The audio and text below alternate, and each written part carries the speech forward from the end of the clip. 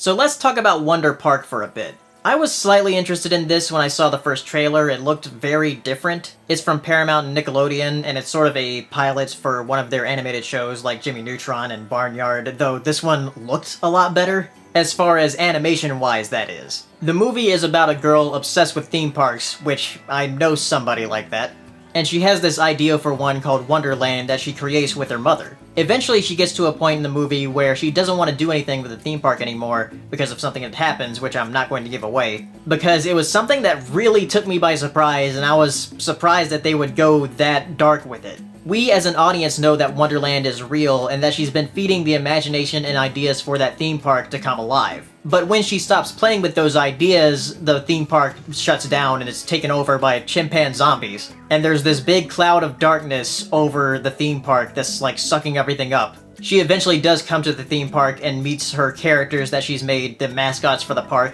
and tries to fight the chimpanzee zombies and the darkness that's over it. This movie has a very strange vibe to it. Of all things, I thought of Little Nemo and Slumberland. That's probably the most similar sort of vibe I got from this movie. It tries to tackle stuff like depression and loss a little bit, and also the fear of losing someone. Though there are other movies that do it way better, and better family movies that do it better, like A Monster Calls, which I love. But I think the fact that the director was fired during the production of this movie probably hurt it a bit. It really feels like there's 10 or 20 minutes cut out of the movie. The characters in the park don't feel as fleshed out as they could be. And I think stuff is resolved way too quickly.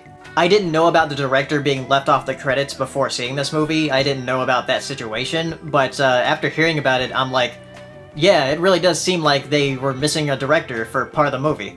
I don't think this animated movie is as bad as some people are making it out to be, because I can see how some people might be annoyed by some of the characters, but we don't really have those annoyances that long in the movie. And there are a lot of interesting ideas throughout, and seeing the theme park being built is pretty cool, but it's not really expanded upon that much. And I like theme parks. I used to play Roller Coaster Tycoon all the time, and I was super excited when I saw Jurassic World where they had an actual working park for the movie. For the first part of the movie, that is. But with Wonder Park, it seems like there are so many different ideas that could be implemented in this movie, and they just didn't explore a lot of it. Which is unfortunate, because, you know, theme parks are fun. Hopefully, whatever they do with the animated series, it might be a bit more interesting. So if you have seen Wonder Park, tell me down in the comments, and I'll see you next time.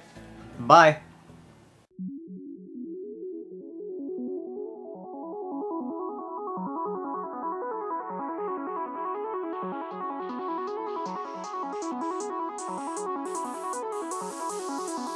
Good evening, ladies and gentlemen. Well, by now we're getting a bit used to winter. We're like soldiers in the middle of a campaign, growing hardened to discomfort and better able to